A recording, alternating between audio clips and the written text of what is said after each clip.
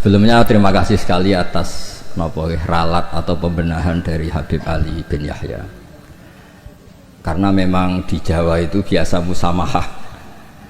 Kalau niku mboten ngerti nek ada mas jenenge Edi, roe iku sarop. Niku muridé Said Abbas Al-Maliki. Tapi dadine ngoten niku.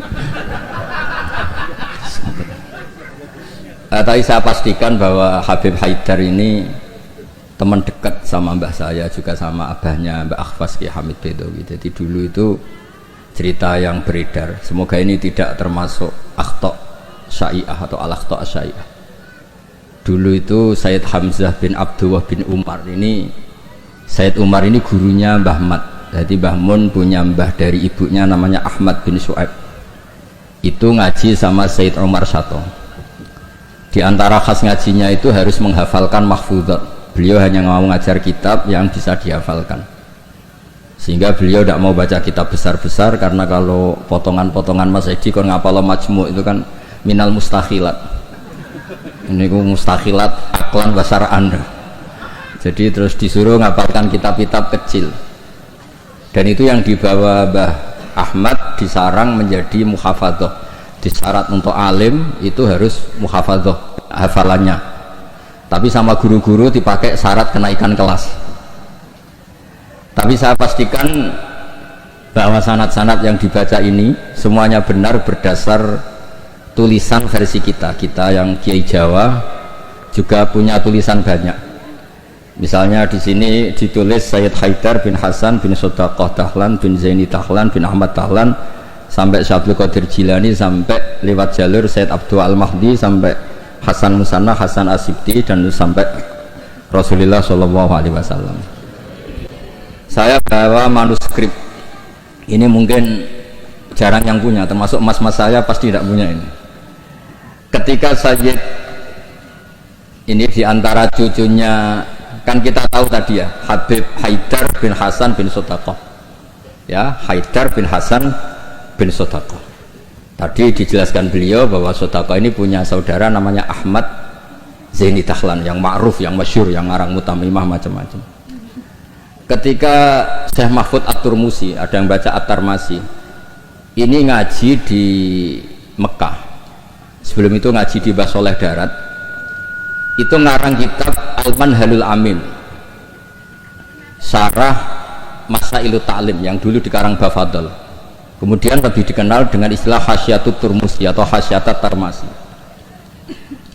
Dan diantara Sayyid top yang memberi takrid, ya ini orisinal ini, diantara Sayyid top yang memberi takrid saat itu adalah Sayyid Sodaqah. Ini ditulis Takridu Nukhbatil Mudarrisin fil Masjidil Haram wa Umdatu Ayanihil A'lam Al-Alama Sayyidi As-Sayyid Abdullah bin Sayyid Sodaqah bin Sayyid Zaini Dahlan. Terus saat itu artinya hadil bait ini Baitul Nubuwah, Baitul Ilm, jadi sudah terkenal sekali. Zaman itu beliau ini Sayyid Sodaqah bin Sayyid Zaini Dahlan ini ngasih kata pengantar kitab Hasyatut Turmusi.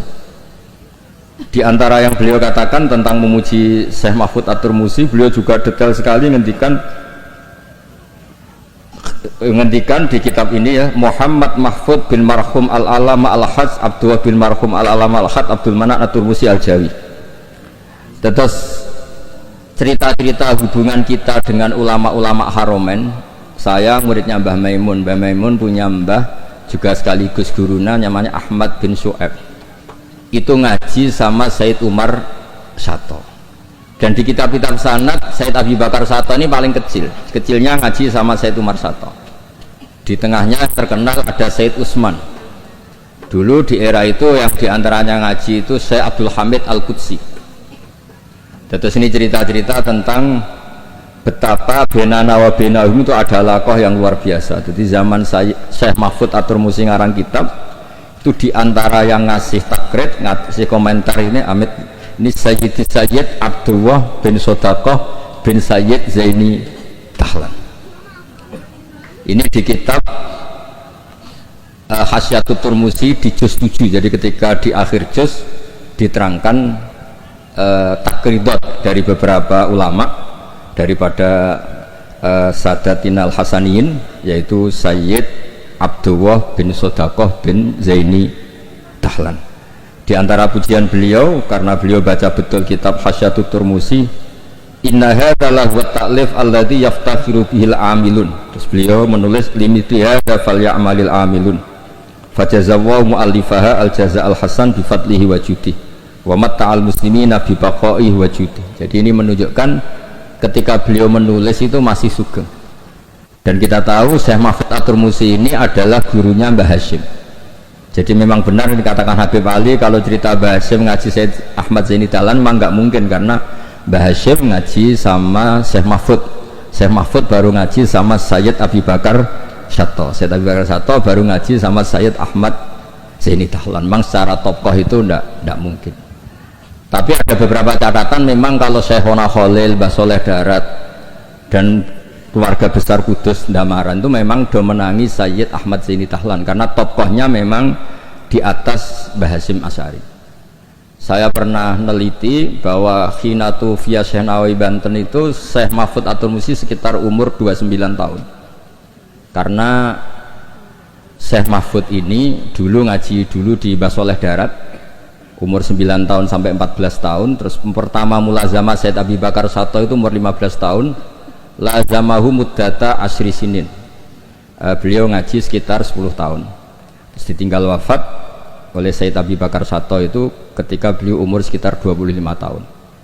Dan ketika beliau ngarang kitab ini, di antara teman beliau dan juga sekaligus mitra diskusinya adalah Sayyid Abdullah bin Sodakoh bin Zaini Dahlan. Kemudian memberi kata pengantar ini, diantaranya mensifati Sohibul Afham ad-daqiqah wal ma'ani al-asba ar-raqiqah al-murtafi ala ru'usi fudala'il asri. Dan kita tahu Mbah Mahfud ini punya beberapa murid, diantaranya adalah mbahnya Mbah Akhfas ini, Mbah Baidowi, juga Mbah Maksum, juga Mbah Sidik Jember, juga beberapa masyayikh di Indonesia. Ini yang agak serius.